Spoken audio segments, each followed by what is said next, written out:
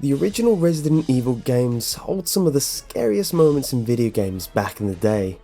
Unlike today's iterations, the design and atmosphere of the previous titles gave way for some really interesting gameplay and poop your pants moments.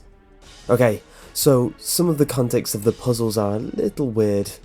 I mean, who's the architect for this? Must have took some major haggling to council to get some planning permission for this bad boy. Anyway, the actual game design behind the puzzles were solid and created for some really out of the box thinking. And also, if you learn something new, leave a like, I'm curious. Number 10. Jill's first zombie encounter. The first zombie encounter for the Resident Evil game for PlayStation 1 was very iconic. It is the first demonstration of main antagonists you will face, and shows the base level of monsters that lay up ahead.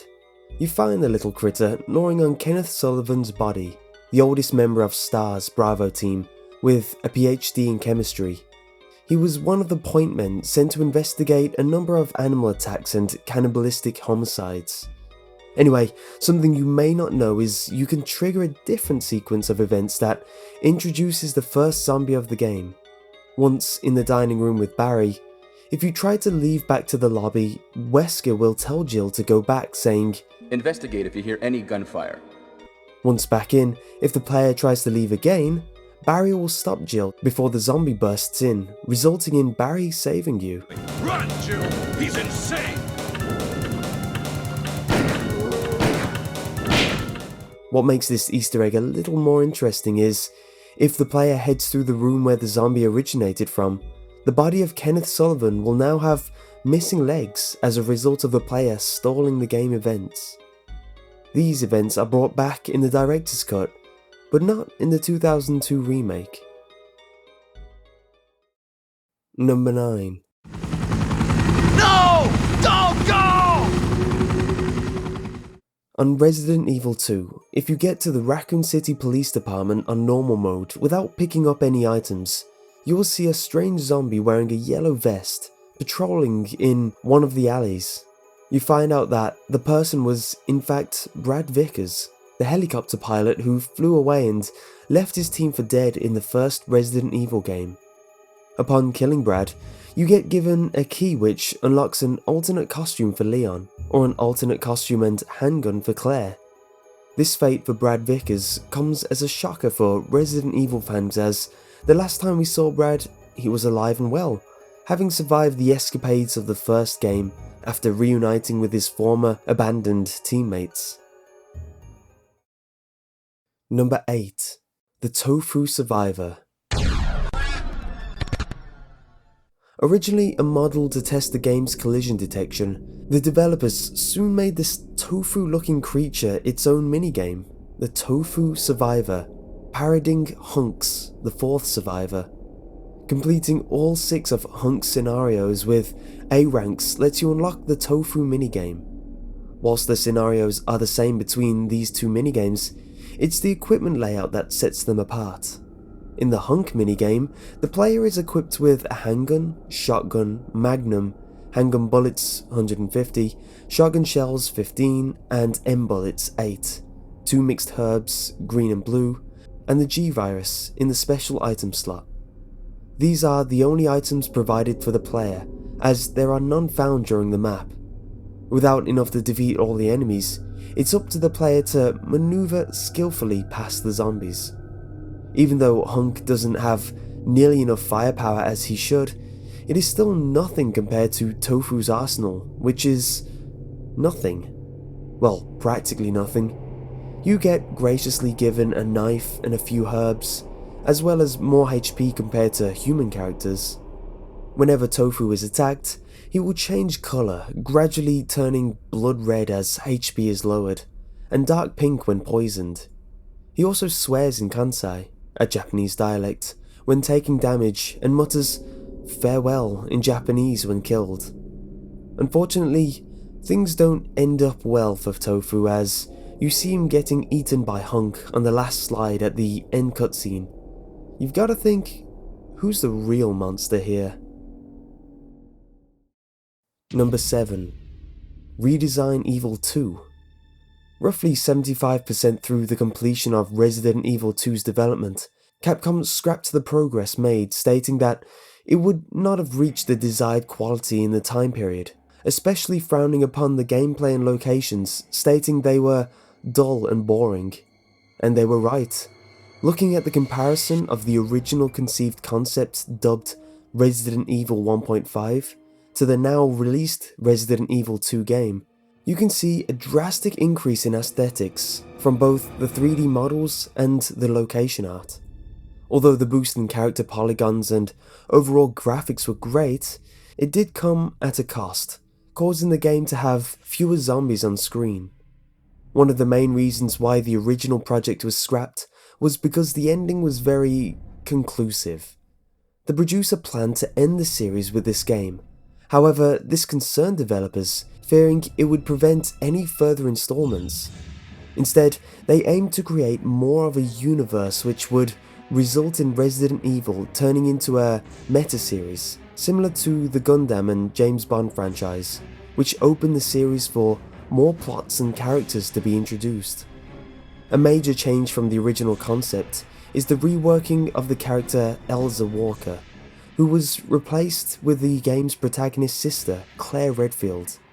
This was to create a stronger connection to the plot of the first game, and whilst Chris and Claire Redfield's paths crossed during the game, in Resident Evil 1.5, Chris and Elsa's paths didn't cross. Number 6. Edward Dewey's Missing Hand.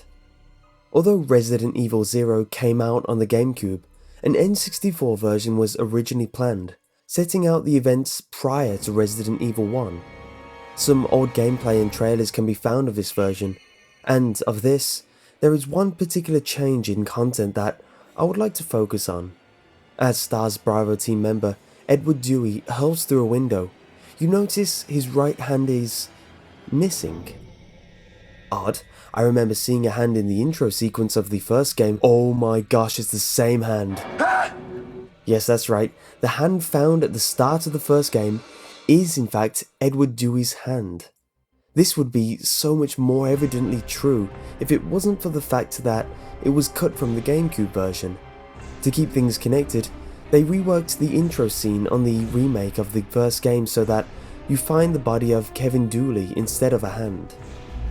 Save for the remaining body of Kevin. I guess this removal, you could say Edward's hand was cut. Number 5. Devil May Cry originally started out development as Resident Evil 4. Seasoned game designer Shinji Mikami originally set out to create a sequel for the largely popular game Resident Evil 3. Throughout development, Mikami added numerous changes to the zombie franchise, putting more emphasis on fast gameplay. As development progressed, the lead artist continued to design enemy characters and other aspects of the game, slowly swaying the idea away from what Resident Evil is known for.